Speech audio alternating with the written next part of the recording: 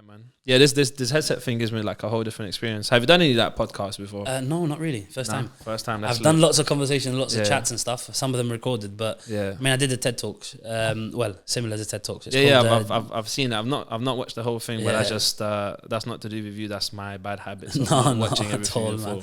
I mean, Alette sent me some videos to sort of get an idea of what's happening today, but I have not had a single minute today to look at anything. So I was like, you know what? No, that's completely fine, man. Like, I've watched a couple of you guys' videos when we were doing the 12-hour shifts. Yeah. That's cool, man. So yeah, you know what? I'm just gonna ask you a first question, actually. Yeah. So I do think about education a lot, like in terms of education system and just like teaching and stuff. As a teacher, like, what's your experience? What's your experience so far as a teacher? Like, how do you feel about teaching, and like, what would you say are highs and lows of education system in general? That's a lovely question. I mean, that's a great point to start with, to be honest. I think the education system, yes, whenever someone, and again, sometimes we have to be very careful because it's a thin line that we tread between criticizing the education system and allowing for that criticism to then be productive and useful for us to build on that and to change things that needs to change. And then the complete opposite at the end of that spectrum is, the education system was built against us, not to serve us, and it's bad. But all in all, to be honest with you, yes, the education system was not built for everyone. Yeah. It wasn't built for everyone. It wasn't built for the creative world that we live in today, for the globalized world that we live in today. You know, if we're talking about specifically the British education system, throw it back a couple of 100 years and the faces of British society were completely different. You know, British society wasn't what it is today. If you get a screenshot of British society today, it's diverse, it's multicultural, it's lots of different people. Exactly. Yeah. So back then it wasn't. And yes, there are aspects of education that are still built around that to cater for that kind of crowd, whereas it's not catering for students today. Yeah. But again, from my own personal experience, and depends on the school you work at, depends the environment, depends the colleagues, depends the senior leadership staff. There are people that are putting in lots and lots of effort to change the curriculums, to make them more diverse, to reflect the true identity or to reflect the true cross-section of British society. Yeah. So the education system can be very useful and is very useful as a means to an end. So we can't fully rely on just the education system providing us with everything that we need to know, all the tools that we need to know to become active, positive citizens or people as individuals. It sort of just gives a baseline for someone to start with, really. Exactly. The basic tools and the skills to get to go out there. And that's the whole point. Well, I think so for me, and I think of what you said, it's like I'm not gonna just like criticize something without a solution. I think for me personally, my issue with school in general, or just education in general, is like there's no education within who the person is or the individual is, and just sort of like there's no sort of like roadmap for them to discover who they are as a person, what their values are, you know, and all of these other different things. 110%. I mean, it's not a tailored fit education. There can be access to tailor fit education, but you have to be very rich. But then wouldn't there be like, so this is my solution. I would love to see schools, and maybe, you know what, even though I'm saying this, maybe I should be the person that's taking lead on it, and I don't know if I have the energy for that, but I would love to see schools implement something around where there's a class where they can do that. You know, there's a certain class, because I don't think it has to be super like custom tailored, but I think there can be a class which allows the students to discover bits of themselves. Oh, absolutely. Yeah. Absolutely. And again, we're talking about this and we don't necessarily know, and don't have the figures or data or know about all the schools and what they provide, right? But I'm pretty sure there are schools out there, at least maybe in London or across the UK or elsewhere. Yeah. I mean, even in Gibraltar, where I'm from, there may be opportunities where teachers try and tap into that creativity, but sometimes there has to be some sort of stimulus. There has to be some sort of trigger. If they see that individual excels in something more than anything else, they may say, oh, you know what, you might benefit from doing this, or you might benefit from extracurricular activities with that specific teacher. But again, we come back to the individualistic point, and it's like, not every teacher has the time to be able to offer those things. Yeah. Again, we talk about the system, we talk about the education system, and sometimes, yes, truth is, and truth be told, that there's a lot of pressure on teachers as individuals themselves to provide, perform, and then be individuals themselves. Yeah. So we're talking about the paperwork, we're talking about be it the paperwork when it comes to students, be it the marking, be it the preparation for class, be it being able to control about 30 kids that you have in class. So imagine the pressure that's on a teacher as an individual to be able to, and it's not 30 kids is all you have, because again, when we talk about primary education, yes, maybe more effort can be done at primary education to allow students to discover certain things when they're younger. But when it comes to secondary education, you're talking about, say, for example, I'm a science teacher, and you would have 7 to 8 different classes, potentially of different year groups, each of them with about 30 students. So when it comes to focusing on an individual student or giving a tailor-made plan for them, even if it's in a subject that they really excel in, there's only so much you can do. Can I ask you a question? Yeah, this just popped into my head right now, and you don't have to answer it if you don't want to. Oh no, because you're going to be on a podcast. But do you have like do teachers have favorites? Like, do you have favorite students? Well, that'd be a lie if I said no. You know? It's not. I mean, because I've always wondered. Of course, there's your favorite. But again, you're there as an educator. Your primary role as an educator is to provide these young people with the necessary tools, the necessary advice, and the necessary sort of mentoring for them to be able to not only understand your subject, because although I teach science, but the amount of conversations that we have within science lessons that have nothing to do with science, that evolve around things that maybe, yes, have been triggered by a question in a science topic, but are actually more relevant to life in general, or more relevant to finance, or more relevant to ethics, for example. I know, just off the top of my head, we talk about stem cell research, and that comes as a topic in GCSE science, but at the same time, the ethics behind stem cell research, faith plays a role, so does society, so does understanding of certain things. So again, if a student is not making my life difficult, if a student is actually working hard, and again, this is what I say to all my students as a sort of rule when it comes to class. You don't have to be the smartest student in the class for me to say you're my favorite. On the contrary, some of the very smart students can be very obnoxious at times. So it's not about being very smart for you to be my favorite student, but much rather for me to see that you are you're applying yourself, you're making an effort, you're pushing yourself to your limits. And if I can see that you're pushing yourself to your limits, I know that you want this. I know that you're pushing yourself, you're trying your hardest, you're trying to learn, you're trying to understand. And that is your role student, your role model student in a sense, right? That is the best kind of students that you can have in class. Ones that apply themselves and actually want to get something out of it.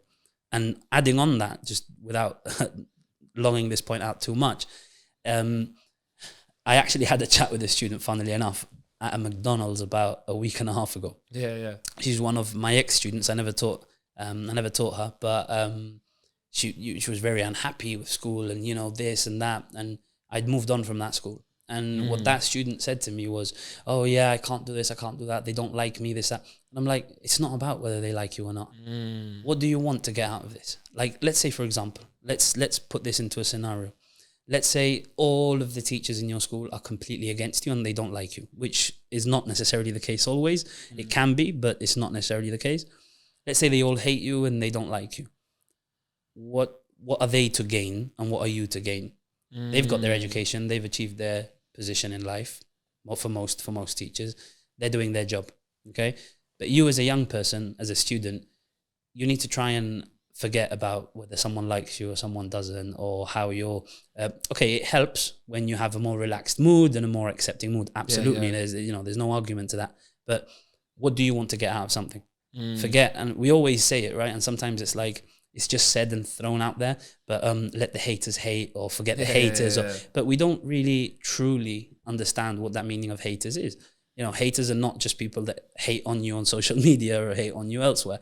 Haters are people that maybe have negative influence and negative effect on your life. Do you know what? I think what you said is really powerful. I think hating is an influence, right? It's like, and a lot of the time I feel like sometimes, especially young people as well, they give a lot of the power away to other people.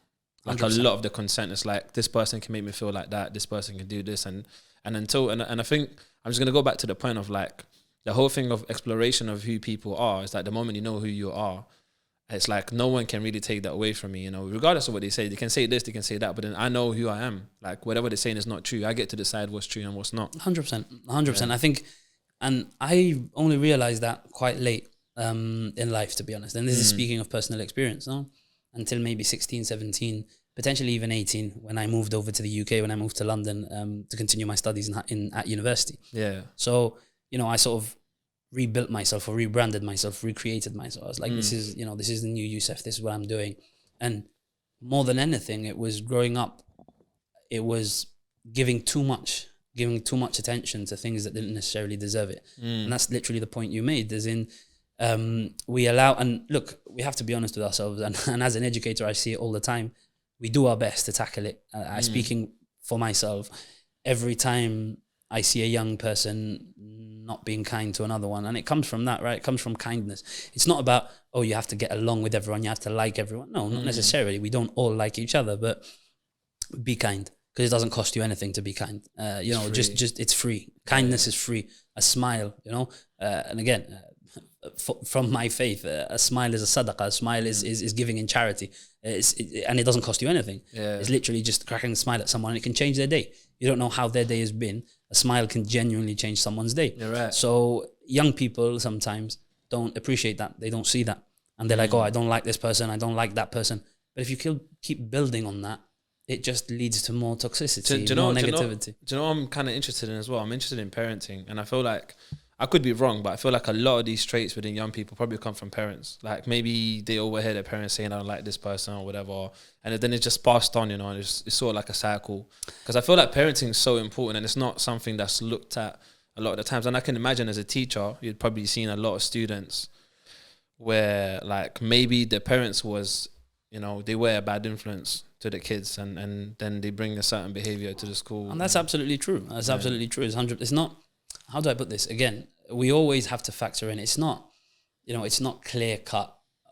It's the parents' fault. It's the kid's fault. There's a lot of different potential factors. That's just to set it out there. No, I mean, it's not pinpointing. It's just because of this, right? Yeah. But more than anything, yes, absolutely. Your parents are the first people you open your eyes to. Your household is the first place you open your eyes to. So if the household is not positive, it's not good, then of course your experiences in life are gonna start off at a disadvantage of some sort. So 100%, it's, I think nowadays, at least, back in the day, a couple of decades ago, I'd say there was more respect towards teachers. In what sense? In the sense that even parents had respect for teachers. So it wasn't the kind of, it's a teacher's fault, they don't teach them in school, or it's the teacher's this or teacher's that. I mean, I'm 27, and when I was in school, my parents would always side with the teacher and not with me, whether I was right or wrong. It built that understanding of my teacher is my parent in school, and I spend hours on end.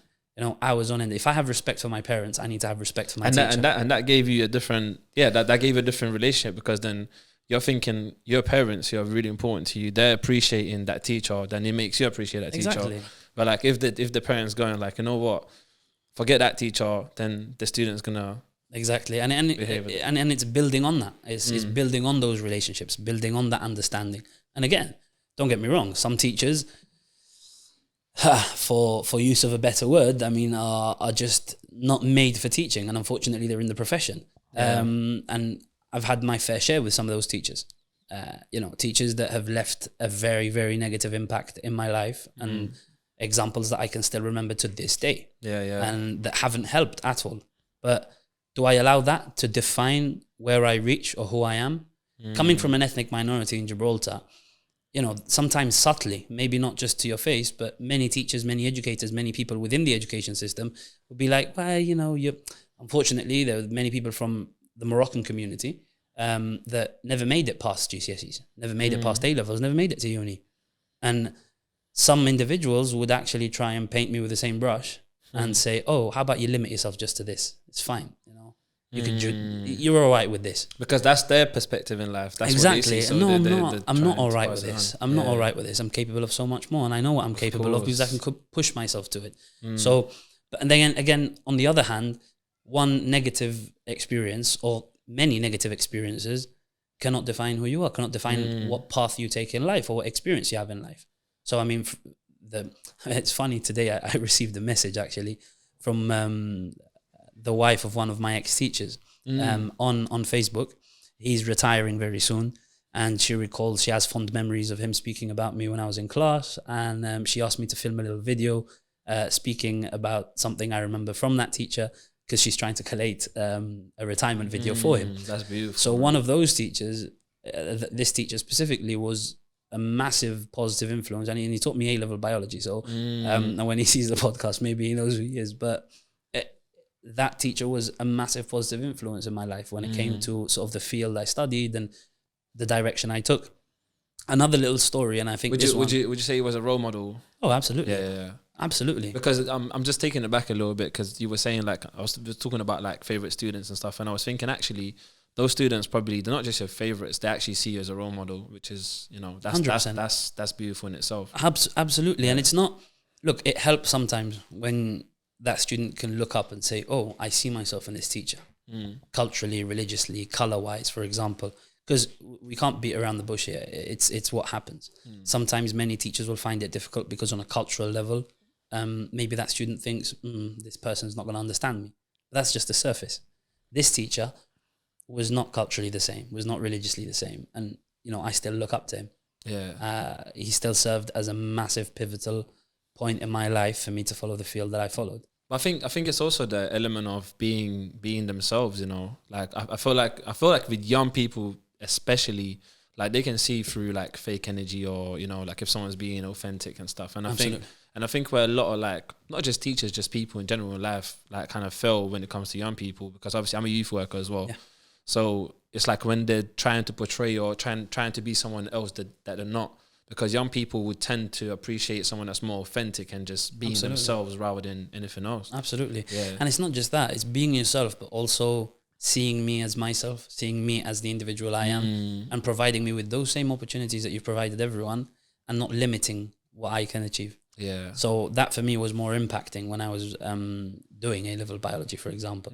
Like this teacher, out of maybe some others, was more inclusive for me. You know, he allowed me to try and become the best version I could of myself, and not limit me and not say, oh, maybe stick to this or stick to that. So much rather, yeah. So question, yeah, and just before I say the question, I've just kind of thought of a funny point, yeah. You know, like schools actually claim to be inclusive, but they have exclusions. So that's like that in itself is really, that's hilarious. But the question is, like, what does inclusivity look like for you? What does it mean to you? I think we could be talking about that from now until tomorrow. Inclusivity for me is to be able, not just for me individually as myself, because again, if I just speak about what inclusivity is for me, I'm not being inclusive of everyone else's opinions or everyone else's definitions of inclusivity in itself. That's powerful. So, like, for me, inclusivity is to be able to, and it jogs my memory back to a video I saw of Will Smith recently, and he said something. Well, he used the phrase, which I've used a lot, quite a bit in outreach work and in interfaith work sometimes, and it's, we need to love each other, and not love spelled Love, but love spelled Luv, and that stands for listen, understand, and validate. So if we love each other, if we're able to listen to each other, it can lead to understanding. Once we understand each other, we don't have to agree with each other, as long as we validate each other's points. Fair enough, your point is valid for you, my point is valid for me. We understand each other, we've listened, and we move on. And I think if that forms the basis of what we see as inclusivity, be it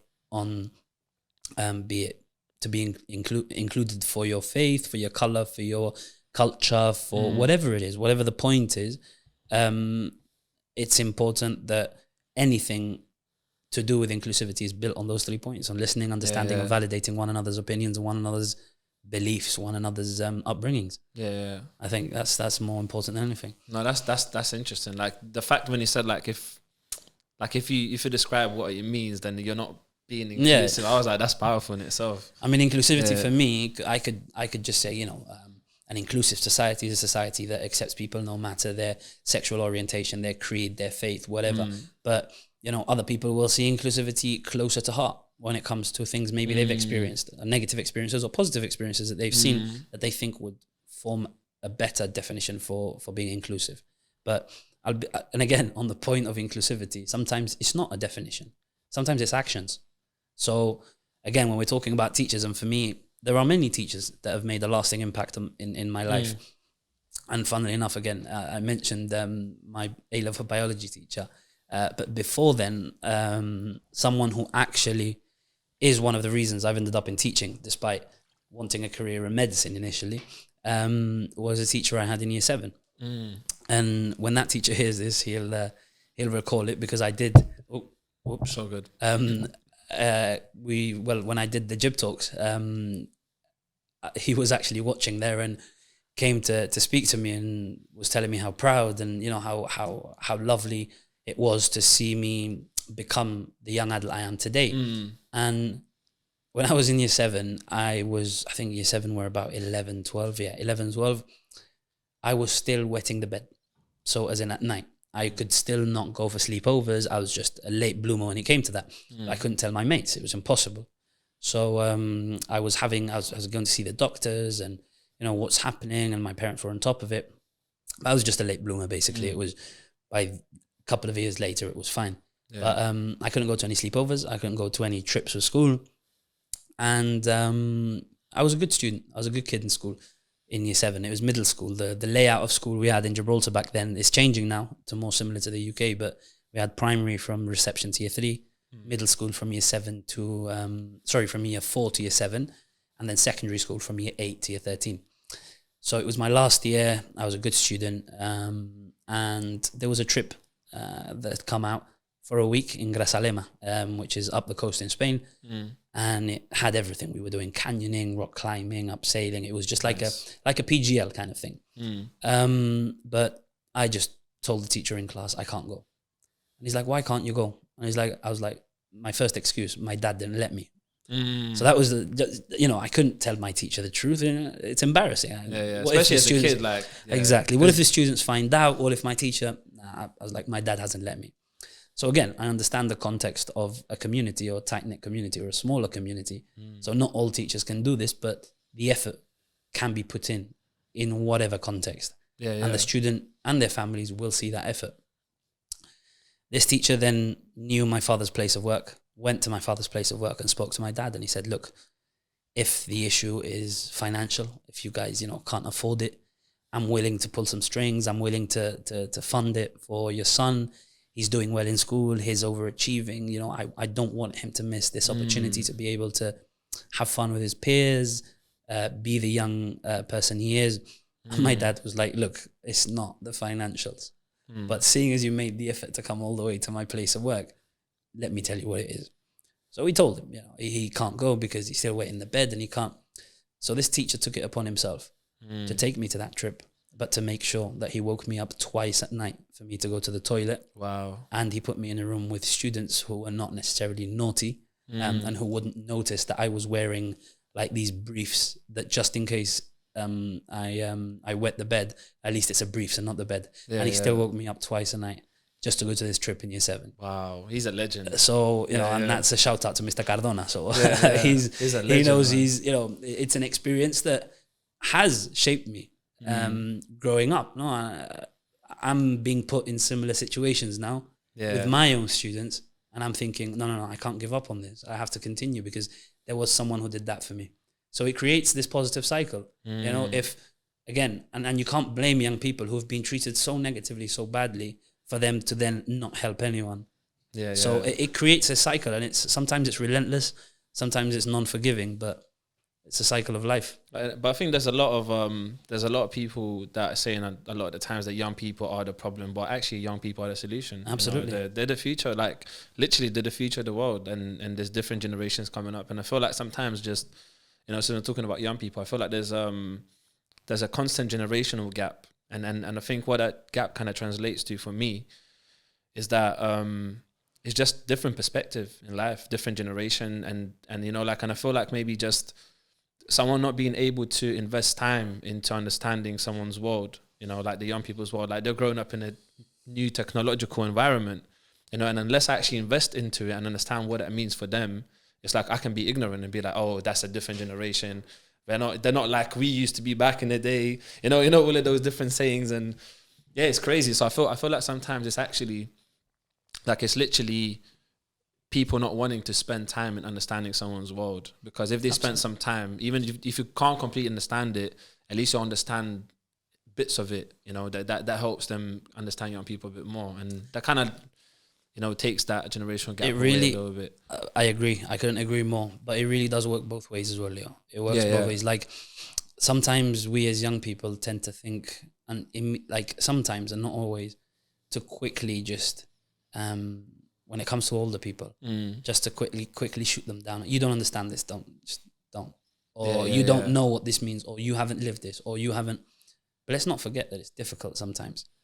I mean, as individuals, you and I, if something new comes along and it's difficult for us to do, how do we get past it? Sometimes, yes, we have that resilience to be able to learn, develop, and change.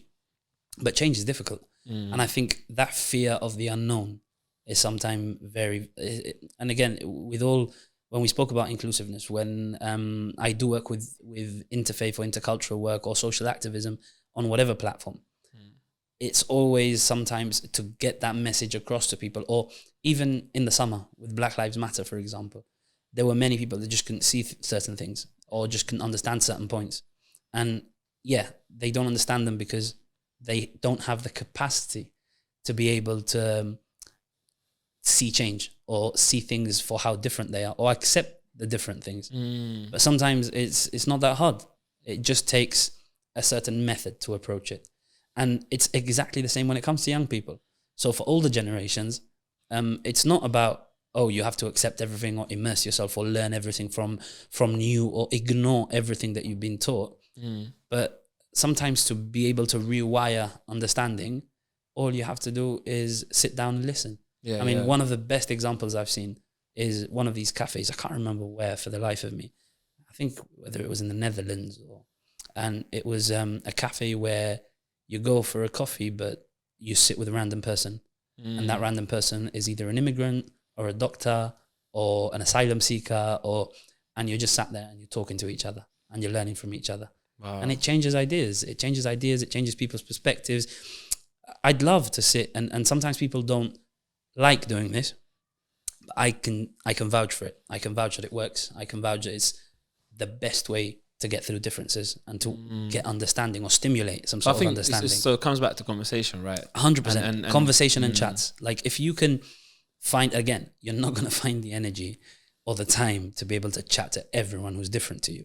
But if the opportunity provides and you're able to sit down with someone who you know has the complete opposite understanding to life or to culture or to whatever it is as yourself, then give it a shot. Sit, talk about what they think, talk about what you think, talk about your beliefs, talk about your understandings of things. And even if you don't understand at the end of it, we come back to love. Listen, understand, validate, and there you are. I mean, and I think it comes back from, like, it just comes back from an element of it all human, right? 100%. And like, even today, like, I've had an instance where I'm driving, I'm in a roundabout and it's just like loads of traffic because there's like temporary traffic lights. So I've had a moment where someone was about to kind of cut me off, sort of thing. And then I was about to like, kind of like my automatic response, and this happens to me often, like not just with driving, just in general, like my automatic response is like, then when I go, actually, hold on, like it's cool. It's not like, it's more about me. So like, what's going on with me for me to feel like that, you know? And I feel like sometimes, like, to be honest, all the time, that's what responsibility looks like. It's about looking within us and understanding what's happening for us, not allowing other people to kind of like do certain things where we can feel a type of way about it. But I think there's limits to it, though. I think for me personally, and I don't know what it's like for you, but I think for me the limits are physical, right? So in terms of like, I think with words I can not give consent to someone to make me feel sad or whatever or angry. But I think when it comes to physical, when someone's invading your physical space or trying to do something to you physically, that's a whole different story, right? Absolutely. You know? And I think sometimes, apart from the physical, even the verbal can hurt a lot. Yeah, of course. And when it comes to young people, it hurts a lot. And I see it day to day. The environment in which I'm working now and the young people I work with now, you can see how much damage that verbal has done. Yeah. Sometimes even physical. So, look, verbal can always, and we can always sit and have a chat about this and say, oh, you know what, young people should do this or old people should do that. Or it's easy. It's easier said than done. That's 100%. Yeah, 100%. And it's apart from that, I think sometimes the amount of verbal abuse that young people go through, be it in their own household or out on the streets, it sometimes demoralizes. It allows young people to lose faith in themselves. But this is just to all young people who are going to end up watching this, is that you write your own narrative. No one else writes it for you. Sometimes it's cliche. Oh, I'm going to take the bull by its horns and I'm going to write my own narrative. Yeah, we can say that, but truly try and embrace that. Truly try and say, you know what? Whatever this person believes about me or whatever that person believes about me is untrue. I am who I am, like you said before. I know who I am. I know what I'm capable of. And I am going to find a way of attaining whatever goal that I have. And sometimes ask myself the question, is what I'm doing now going to benefit me for what I want to become? Because sometimes we dream, which is good, but do we put in the hard work? Sometimes we dream and say, we're going to do this, I'm going to do that, but are we putting the work in? Are we actually making the effort? Is the life I'm living right now, is what I'm doing right now going to lead me to where I want to be or what I want to build? I think those are really like important and powerful questions. And I feel like sometimes in one of the other issues, like people might not know what that is yet, even if they ask that question. But I feel like as long as they believe, like, or they do things like, or they try to experience many different things, I feel like that's what's gonna help. That's gonna be, those are gonna be the steps to get to that point. 100% experience. Look, I'm 27 and I'm a teacher and I still don't know what I want to do in my life. And that might come as a shock to many people. It's like, yeah, you're a teacher. That's it. That's what you're going to do. That's not what I wanted to do initially. I wanted to be a doctor. Again, I had my own personal reasons, which we'll tap into in a bit. But I think it's not a problem for you not to know what you're doing. Yeah. You know, some people at their 30s or 40s decide to change in career. Or some people, I've been with people in class who've done degrees like civil engineering, for example. And there's one route for that. And they've just been so demoralized by that course, or not just civil engineering, but any course. They've just not enjoyed it at all, and they've taken careers in completely different fields. But there are so many transferable skills that they've learned from that degree. Yeah, and again, we come back to education.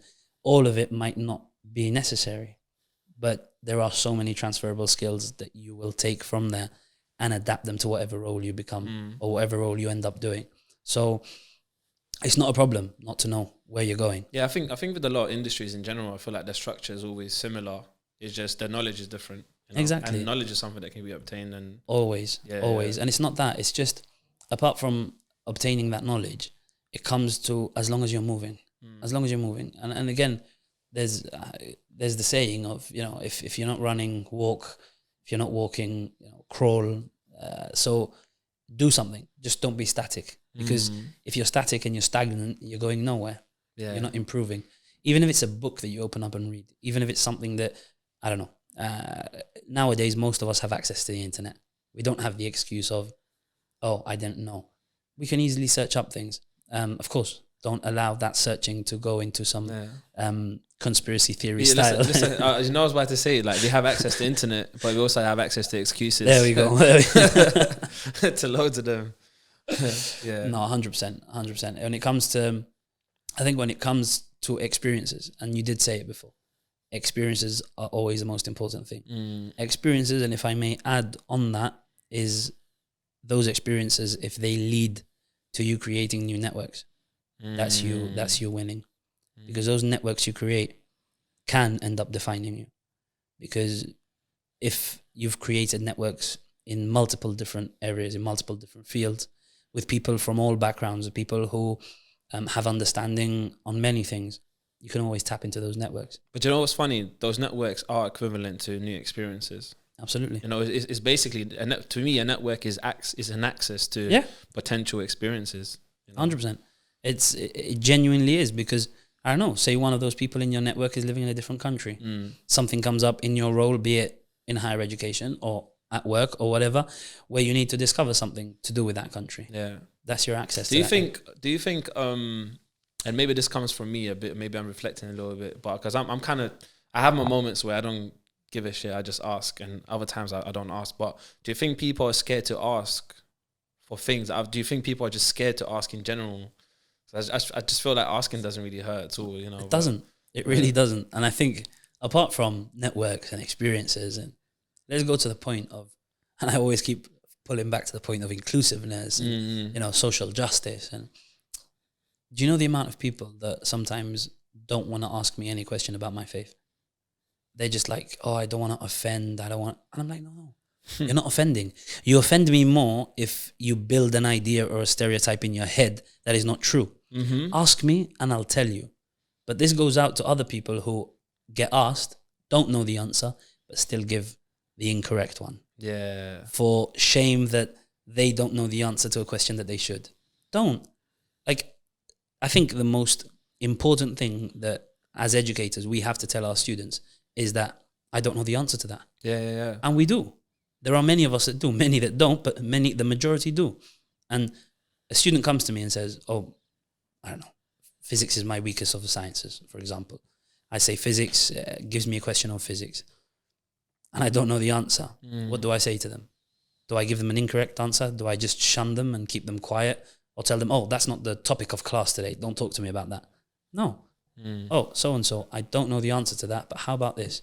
You do some research, I'll do some research. We can talk about it tomorrow in class. Yeah, that's beautiful. That builds an understanding that my teacher is human. My educator is human. My educator has his flaws, doesn't understand certain things. And that also teaches them that it's okay for them not to have know answers. Exactly. It's entirely fine. Exactly, 100%. Because if they're taught that they need to be like competent all the time. Do you know what's funny? Like this conversation is it's not a weird conversation, but I'm just remembering weird things. I was watching a trial in America. I'm not going to say what case it is because it's just like a hot topic right now. I try not to get into it, but I was watching like a full trial, and I was hearing the lawyers use certain terms in the trial, right? And they use so many different words that I don't even know like what they mean and stuff like that. And I was just thinking, like, in their world, if there was a lawyer sitting there or a judge sitting there, and if they didn't know what those terms meant, for them that would be equivalent to incompetency. Yeah. Like they would just say they are incompetent. But then isn't there a space where they can sit down and go like, I don't know what that means. Can you explain that to me? Because I felt like they didn't even have a moment like that. And I was just like, they're using some really complex terms. No, absolutely. Yeah. Absolutely. Like it's absolutely normal and absolutely fair for a student not to understand things. I mean, I'm an adult. I'm 27 years old. And sometimes I sit, again, my background isn't in finance or in business or in economics. And sometimes the basic taxes that I look at and I'm like scratching my head, what is this? You know, sometimes I'm sat in, I don't know, a meeting. It could be a meeting of anything. Or it could be just within networks, sat with your friends. And a topic comes up and you don't understand. It's normal to say you don't understand. On the contrary, that allows for you to develop a fact-based quest, if we can call it that, of seeking that knowledge, of seeking that understanding from those people that know it. Or maybe, for example, I have this as a bit of a thing that I do.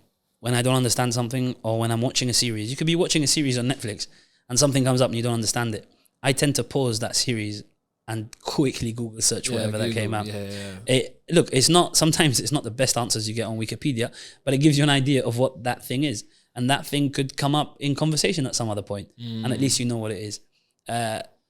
Or if you're sat with people, then write it down or jot it down on your phone. Keep it for later. Again, that's if we're talking about the conversation flowing and it's rude to bring it, write down whatever you want to remember and then have a look at it later. So the access is there. We have the opportunities. It's just sometimes getting out of our shell and being vulnerable. That's exactly. You have to be vulnerable. Yeah, I love that because I think for me, it's like, and I feel like if the less I'm afraid to ask, the more I'm learning anyway. So like, it's like it doesn't mean anything. I think maybe asking comes with the level of rejection, right? If someone goes, you don't know this or whatever. But I think rejection is important in life. Just in general, because I feel like people get rejected multiple times. So the faster they can get more comfortable with that, the better it is. And I think failure is another thing. I think failure is very important too. If you never fail, you never learn. And that's true. It's not just one of these cliche points that is made to motivate young people or to motivate people in general. But if you don't make mistakes, how are you expected to learn? Mm. If something doesn't work, where do you build that resilience and that attitude for you to be able to face it again and find a different solution for it? Yeah, the mistakes are learning. The things that go wrong is that thing of, what's that saying? Like, I've never met a person who's in love who hasn't been heartbroken before, or I've never met a person that's rich who's never lost money before. You know, Exactly. so failures were really like sort of it was the key element to getting there. Yeah. Scientific research. As a scientist, any experiment that any scientist has come up with, did they just come up with it, or was it a process of trial and error? Trial and error. That's why I love trial and error. It's always trial and error, trial and error, trial and error. How do you understand how to change the parameters of that experiment that you've got? How do you change the parameters of, for example, love? Maybe someone's definition of love was different to yours. Maybe your understanding of certain limitations within love were completely different, and those were tested. Those were put to the test. Yes, you may have been heartbroken at the end of it, but that will inform your next relationship, and hopefully it'll be a relationship where you don't make those same mistakes, or you don't allow yourself to be hurt the same way. It's not just about you making mistakes; it's about you allowing others to hurt you, to make mistakes like against you. So you know how to set up your barriers, your boundaries. That's know what you want to expect. It's all expectations at the end of the day. You set those expectations through trial and error. And it's key. It's key. If you know, when it comes to, it could be education, it could be the health system, it could be anything. Like, if you're not understanding where your limitations lie, or you're not understanding what you are able to do or what you're entitled to, or how you can access what you're entitled to. And that, again, we all circle back to that trial and error, because from experience, and we go back, I think we always find our way back to the point of inclusiveness or the point of social justice. And again, languages can play a role, understanding, knowledge. It always circulates around understanding, knowledge, certain barriers that don't allow people to access certain things. Like, I was first generation university student. Like, my parents hadn't gone to university. So for me, it was difficult to make that step. It was the unknown. Parents were fearful, but they always supported. But they grew up in a community, in a society where they didn't necessarily have access to everything, because maybe initially, now not as much, you know, after many years, my siblings, etc., of course, they're fluent in both languages that we use in Gibraltar. But initially, they did not understand how to access certain opportunities for me, or certain opportunities for themselves even. So how many families do we know in London where the kids are going to school, some are excelling, some aren't, but when they go back home, can the parents help them with their homework? Can the parents understand the different opportunities that are laid out in front of them within the education system to allow them to excel? Because again, sometimes it's not the education system that doesn't provide the opportunities, but much rather the education system does not identify the lack of access that certain students of certain demographics have to certain opportunities. So if, again, the tools may be there, but if I can't access this bottle of water, if this bottle of water is in front of me, but I don't know how to open the lid, what use is it to me? So it's about learning how to open that lid, and I love that metaphor. So look, we definitely need a part 2, because so we're limited to how long we can record and stuff. Currently, that's going to change next year. So we definitely need a part 2, but we're coming towards the end. Looking forward to it. So 2 things before we finish off. First thing, obviously, we don't do introductions in a kind of like standard way. We don't do them at the beginning. We do them whenever it comes up. So do you want to quickly introduce yourself and maybe share your Instagram or whatever, so people can actually check you out a bit more? Absolutely. Because I feel like you're a really interesting individual. Thank you very much, man. Same to you, bro, honestly. So yeah, my name is Youssef El Hana. I'm 27. I'm a secondary school science teacher currently. My background is in biomedical science and cancer biology. And I love me a bit of social justice, interfaith work, outreach within communities and languages, more than anything. I'm from a small place in the south of Spain. Many people don't know where it is. It's called Gibraltar. That's the country I'm from. My origins are from Morocco. So my parents both were originally from Morocco. But yeah, Gibraltar is a small British territory in the south of Spain. And yeah, I moved from there to the UK to pursue higher education. My Instagram is el_UC, so EL_YOUSSI.